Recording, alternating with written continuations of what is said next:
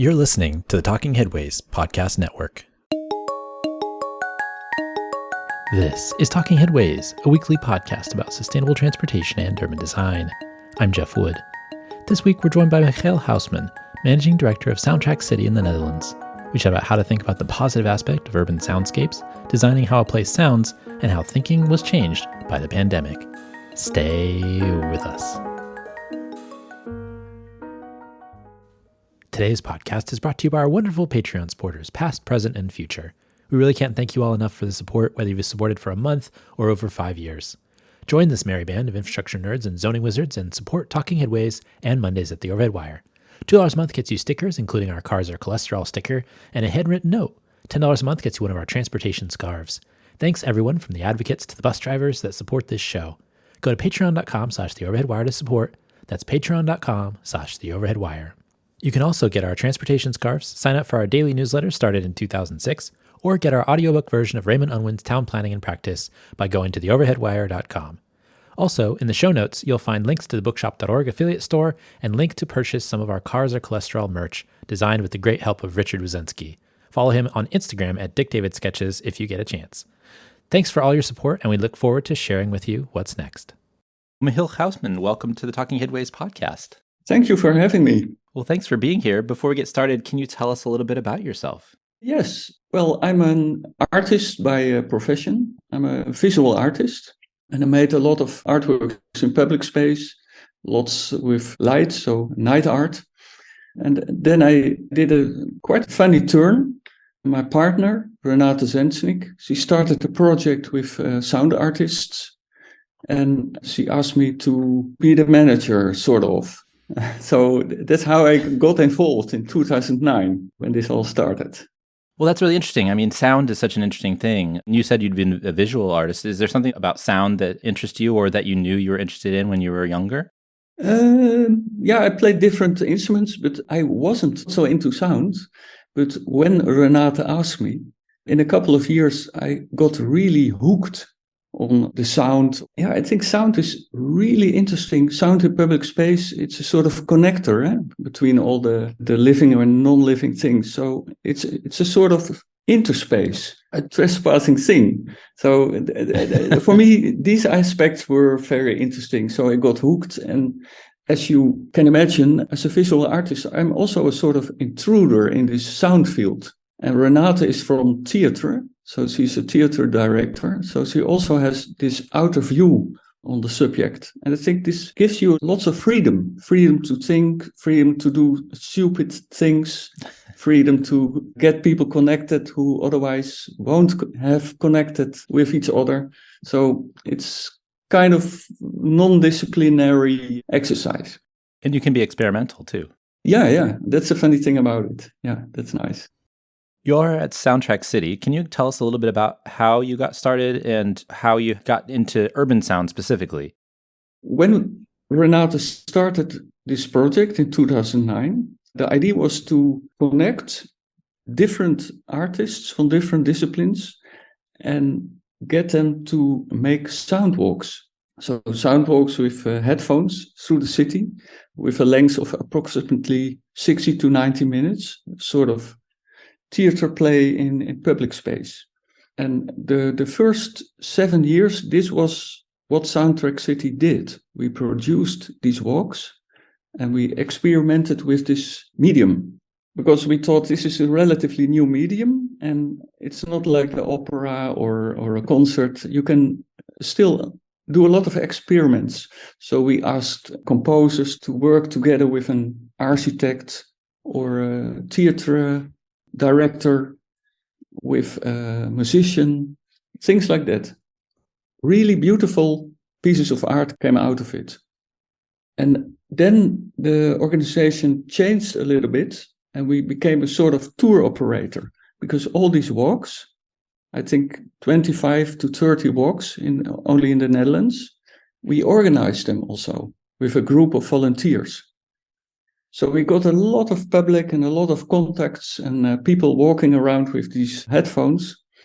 And then the funny thing happened that most people, after the walk, when they put them off, they said, now I really listen to the city. I hear a lot more. And this triggered our interest, and we thought we have to change our modus operandi, and we thought we have to investigate what these people, or we, actually hear. Because you have so many different modes of listening. When you go to a concert, you go automatically in the mode of listening to music. If you are in traffic, you have a completely other mode of listening. You're looking out or noticing danger or signals or things like that. So we thought this is worth studying. So we thought we have to build up a sort of community project with normal people. How do you call them? They don't exist. But a lot of different people, also children, people of older age, and everything in between, and from different backgrounds. And then we started doing listening walks. So without the headphones and just listening and asking afterwards, what did you hear at this walk? What does it mean to you? And does it tell you anything about the places you have been or about the city? How do you think these places should sound? Are they sounding right for you? So this is also a little bit more into social or political thinking, because these places are mostly in cities, mostly designed for traffic, going from A to B, and not so much for being or being together or meeting people. So this sort of became a field of research. In the last couple of years, we accumulated so much knowledge about this, and it's a sort of practical knowledge also. So we get questions from municipalities who ask us to advise them how to incorporate sound in planning. Well, it's really interesting. I mean, how much urban sound is traffic and transportation related? Ooh, how much? Especially in cities, I imagine. Yeah, in cities, it's the overwhelming sort of drone, which sometimes suffocates all the other sounds who could be heard. And this is not good for well-being. You should be able to not only to orient yourself, which is, as a pedestrian, most of the time not so easy anymore, because everywhere it sounds the same. And if you have a more heterogenic environment, you can go from this place to another place and it sounds differently, and you feel better. For sure. I mean, sound is so important to humans in that way, especially in urban environments. Why do you think it is so important that the sound is more heterogeneous and more varied than just that low drone of traffic or trams or just the general din of urban noise? Yeah, I think the latter is just very boring. And we need stimulus, and we need connection with other beings, and this din negates that in a sort of way. And when you sort of create a clean slate and the opportunity to have other sounds, you automatically make it possible that people can communicate more. Is there also value in the absence of sound and quiet? Yeah. Beforehand, I want to say real quiet is absolutely non-existent. There's always something. But the high volumes, which are now usually in city centers, they're also unhealthy. So they can be lowered. And this is also something cities already are doing for decades, the noise abatement. But it's a very negative way of approaching this problem. You only want to lower the volumes, and you're not looking at the quality of the sound, because the sound of a car is not per definition bad or not interesting. It's only the amounts of cars which make it so. And all the harsh surfaces, the glass, the concrete, the stone, which reflect these sounds for maybe 2, 3, 4, 5, 6 times, they reflect in such a urban canyon that you get a sort of fog, auditory fog. And now I'm already again talking about the negative aspects, but I think we have to turn this around and approach it from a more qualitative way. So not only trying to lower the volumes in cities, but also look at what sounds do people want to hear. Well, that's another interesting question as well. And it was mentioned in the NOMA article, which is the one that I read that I learned about your work. Planning is often trying to reduce the amount of sounds or reduce the loudness of sounds. But what can planners do on the other side of the coin in terms of the positive part of sounds? Because it seems like something that planners haven't focused on in the past. I think if you really look at the planners, they don't have any interest in sound. They literally say sound is for us the map of hell, because they have a sort of map, and there you see the zones where they cannot build because there's industry or there's too much noise or this and that. So for them, sound is firstly very negative. So when you approach a planner and say, yeah, you have to design, you can design how it sounds. This is very new for them.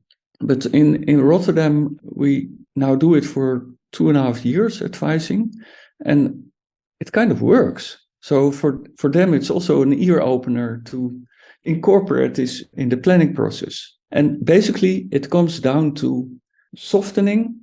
So have more softer surfaces, slowing down. So if you have a lot of traffic, make a 20-mile zone, that you don't have this harsh, sizzling sound of the tires, because the sound of the tires is dominant, not so much of the engine. There's also a misconception when we get all these electric cars now. They have very heavy batteries. So their tires are sometimes twice as broad as the older types of cars. So you have more sound and also more particles in the air, which is also not good for your health. We talk about that on the show a lot, actually, the particulates from the tires and from brake dust and other things, especially as electric vehicles are coming, because, like you said, the batteries are heavier. There's more wear on the tires, the particulates and the small microplastics from that get in the water and all that stuff. So like you said, there's a whole other discussion on that one, which is really interesting. But I'm interested in this argument too, in terms of sound, because I think that all over the world, there's a lot of folks in cities that are, pushing for the low traffic zones, pushing cars out of the center of cities. Paris specifically is one example I can think of at the moment, but there are plenty of them. But that's an interesting thought for the soundscape as well, because of what you mentioned in terms of low traffic or slow traffic equals less noise from tires. Yeah, and also you can make the noise of the tires much more interesting by making variation in the surface. So not only asphalt, but also cobblestones or other types of stones. You have a lot of choice. This also gives the driver feedback, because if he is driving on an uneven surface, he will automatically slow down. And the sound of the rolling car will be different than on asphalt. And intuitively, for the pedestrian, this gives a safer feeling. Well, that's another interesting point, is that, sounds that are out of context are more troubling to people. Mechanical sounds in nature, for example, set off mind alarms, like basically people get a little bit edgy because of the different sounds that are introduced in places maybe where they didn't expect them to be. And so I imagine that kind of matches with that discussion about cars and roads and tires and all the sounds that come from them too, is how humans perceive them. Yeah, and this goes on also subconsciously a lot, because our attention is only consciously, I think we only hear or listen to 10% of what we actually hear. The rest is not passively managed by the body. It's an active process, but you don't have it in your mind. It's just going on. That's really interesting. Yeah, it has an impact. So I always say to the planners also, you should not design for what people listen or how their appreciation is or what they think about the sound, but you should also design for the 90%. I call it auditory black matter. So what people actually hear, but what they don't have in their mind consciously. Well, so Rotterdam has specifically worked with you all and others to think about sound. And there's a noise action plan that happens every 5 years. What's included in these plans that are created? the noise action plan, 5 years ago, they made this sort of turn. An alderman really requested that the qualitative aspects of sound should be incorporated in 8 big projects in the city as a sort of example for the rest of the city development. This is not the right word, but they choose a certain neighborhood or a square or a bigger project, and they're going to redevelop it. There's a word for it, but regeneration. Yeah, city regeneration projects they're now doing. So these are 7 or 8 projects, and these are the projects we are involved in. And so what are those projects, like how does that plan filter into those projects? What are the things that you do that come from, the noise action plan for each of those regeneration projects, how you approach them, what the end result is supposed to be, the goals of it? Is there something specific for that? Yeah, this is actually really specific because for every project, there is a project group of civil servants who manage this whole project. And so we propose a sort of research and advice trajectory to them. And we go and we negotiate. And then they accept our plans. And then we do this research. And the research we do with the community, the people actually living in the place. Then, after a half a year or maybe 7 months, we present them with the research paper. In our research are already incorporated advices how to redesign aspects in the project which will be benefactory for a better sound. And then it depends on the team of every project, how they incorporate it in their process. This is also very interesting. It's always the chemistry between people working on something, if it goes well or if it is rejected. So I have a lot of experience now with how different groups react to something new. It's amazingly interesting. Can you share some of the examples of that, like how one group responds as opposed to another group? I'm curious how people react to that. Yeah, for example, the first project we did, the project Hofplein, a very iconic place of Rotterdam, with a fountain in the middle. And our advices were quite harsh because they planned to make a park there. But at the same time, they still have approximately 100 trams passing this supposedly park. And the trams, they go in a sort of roundabout rails or tracks, and it shrieks. It makes a lot of noise. And we said, nobody is going to use your very beautiful park because everybody is still going to run away for this sound. And this project group reacted very good on this, on our advices. The advices were very detailed. For example, there were signals, sort of masts with lights on it and a speaker, which gives a sort of bell sound when a tram is approaching. This is for safety. But there are 12 crossings at this square, 100 trams per hour.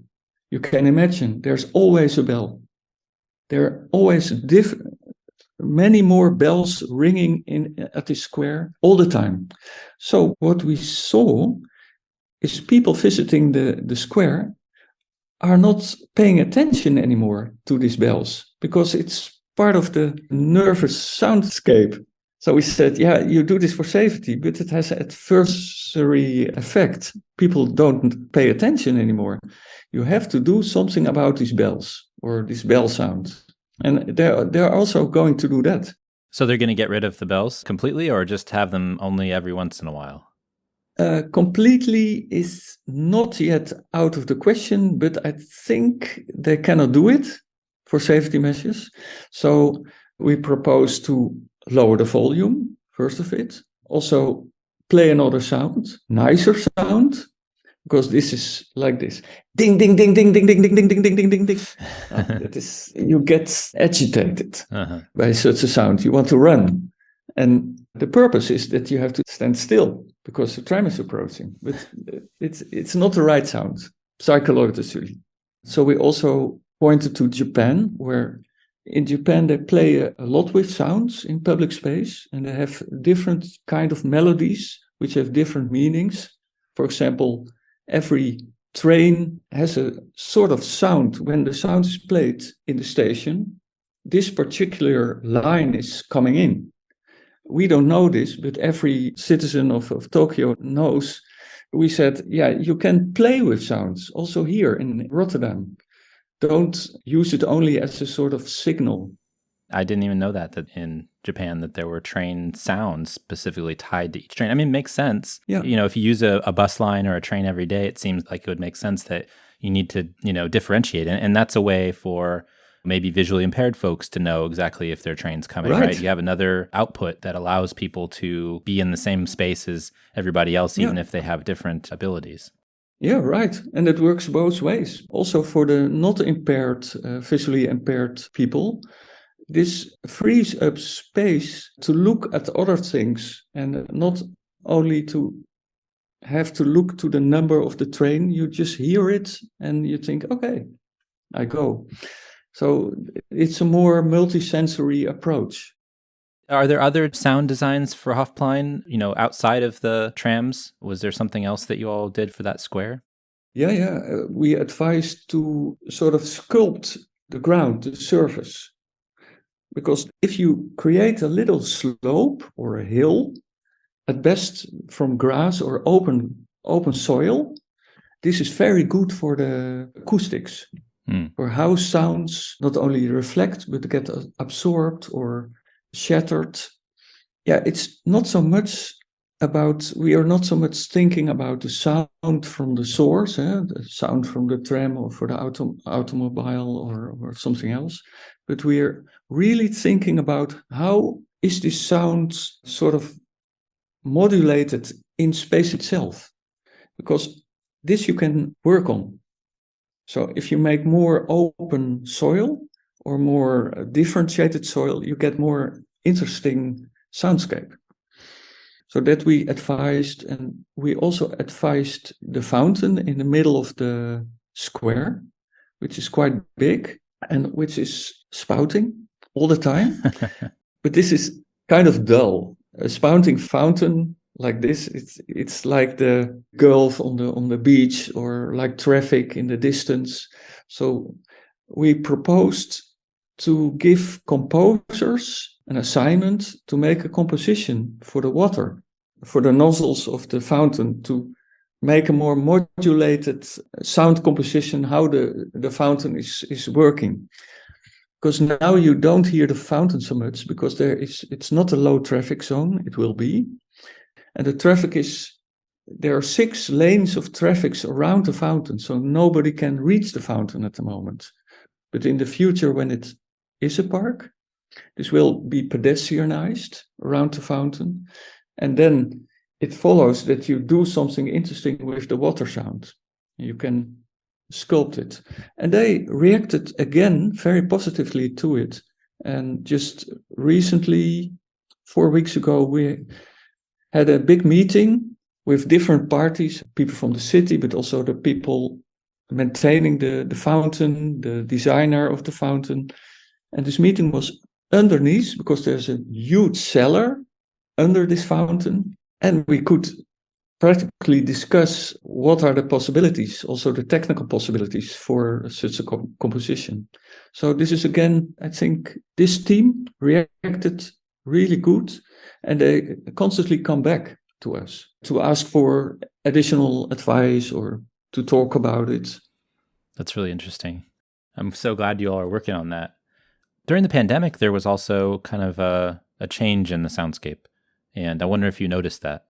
Yeah, absolutely. Yeah, we even put out a call in the second week of the lockdown in the Netherlands.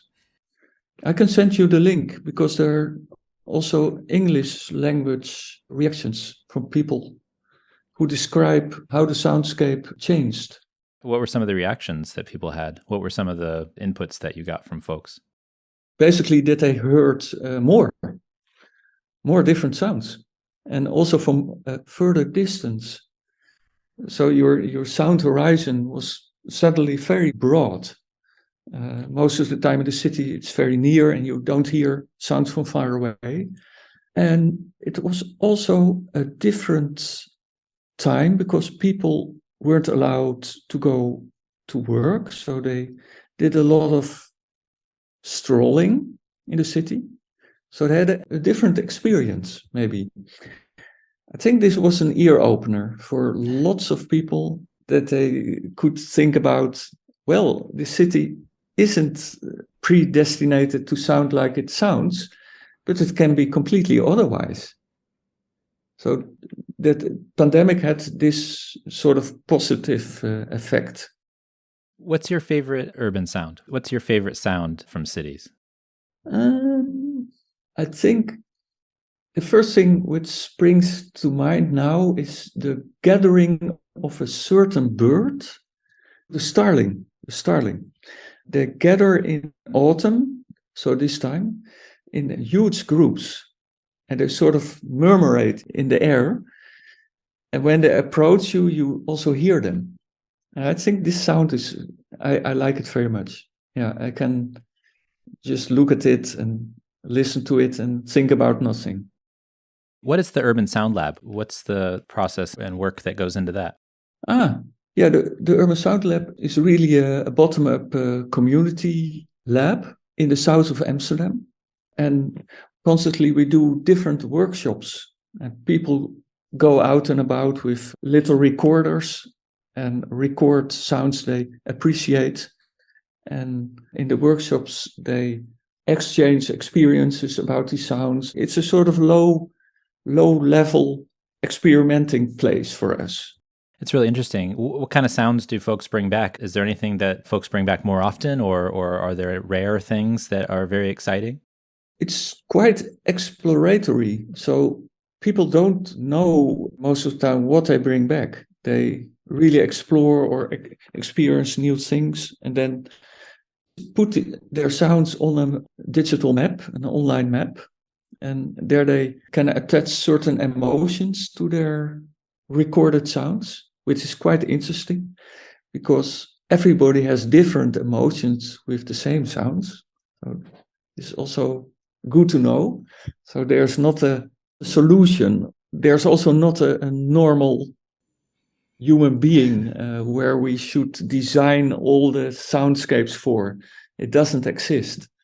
Which a lot of planners are convinced that they have to design for this normal human being. There's even a norm for it.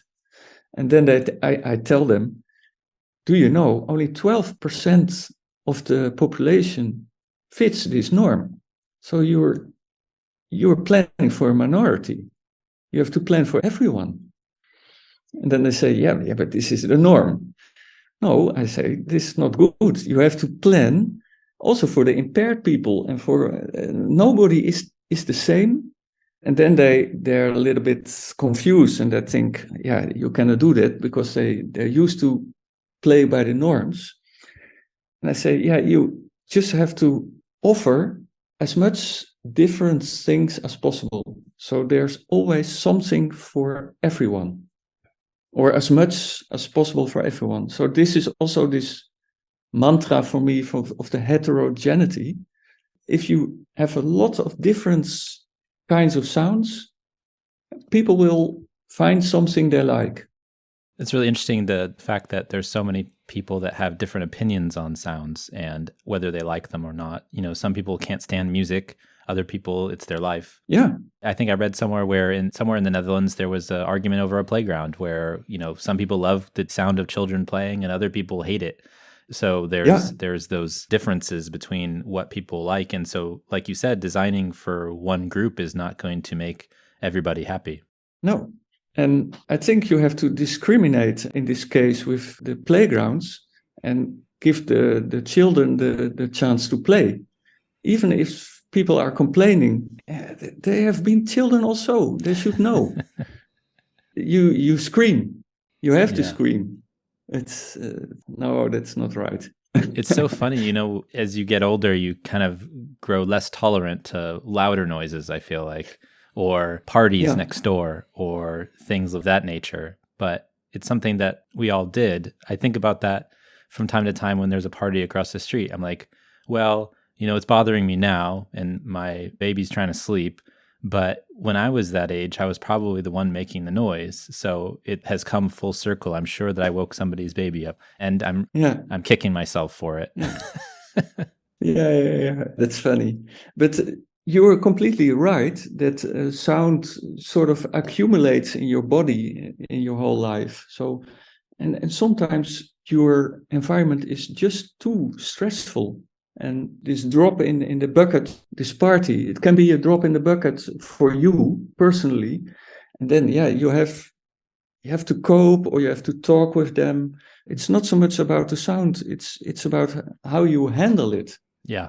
And yeah, this brings me to another topic. It's not so fruitful to only talk about sounds, but you have to think about sounds like a sort of connector or trespasser or whatever.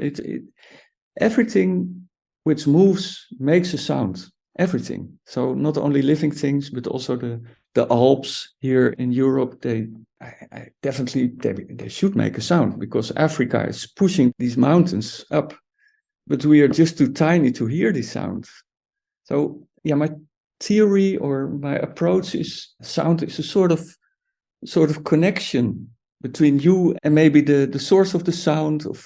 But if you think more deeply about it, you cannot even say where the sound is. Is the sound in me because I vibrate with this party? Or is the sound in between in the air? Or is the sound in the PA of the party? It's one system. Yeah, I've read a little bit from Bruno Latour the last months. He just passed away, a French philosopher, and he has this theory actor network. So his thinking is it's not so fruitful to make definitions of things. You can only say something about the thing if you include the network where this thing or being or us is embedded in. What's next for you all in terms of the work that you're doing? Do you have any projects planned? Do you have anything exciting coming up? Yeah, a lot. Yeah, business like we're advising Rotterdam still the next year, but also Antwerp in Belgium. And we're trying to interest also other cities in Europe.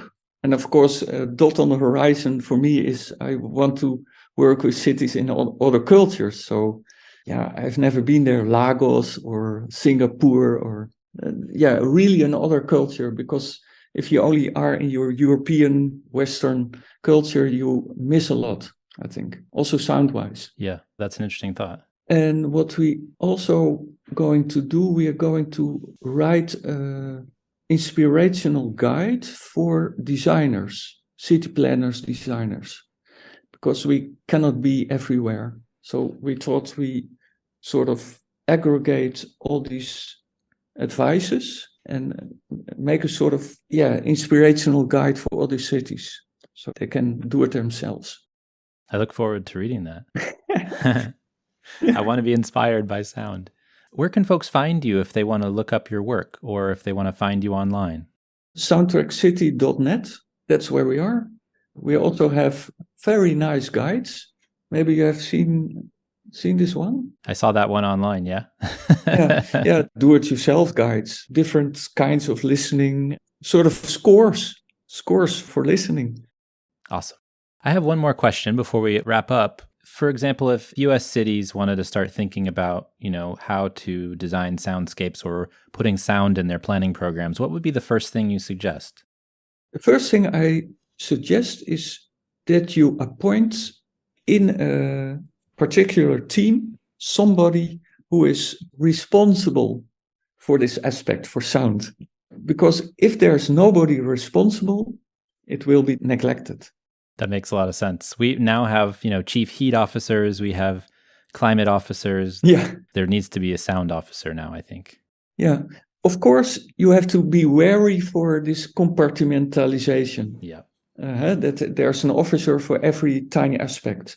But the responsible figure can also have other responsibilities. But I very much like a multisensorial approach. So it even shouldn't be a sound person. It can also be an ecologist who is responsible for the sound. Great idea. Well, Michael, thank you so much for joining us. We really appreciate your time. Thank you, Jeff. It was really nice talking to you. And thanks for joining us. The Talking Headways podcast is a project of The Overhead Wire and published first at Streetsblog USA. Thanks to our wonderful Patreon supporters for sponsoring this week's show and Mondays at The Overhead Wire. Find us at patreon.com/TheOverheadWire. And you can sign up for our 16-year-old newsletter at theoverheadwire.com. And you can also listen to our show on your podcatcher of choice, including Spotify, Stitcher, SoundCloud, iHeartRadio, and Apple Podcasts. And if you can't find it there, you can always find its original home at usa.streetsblog.org. We'll see you next time at Talking Headways.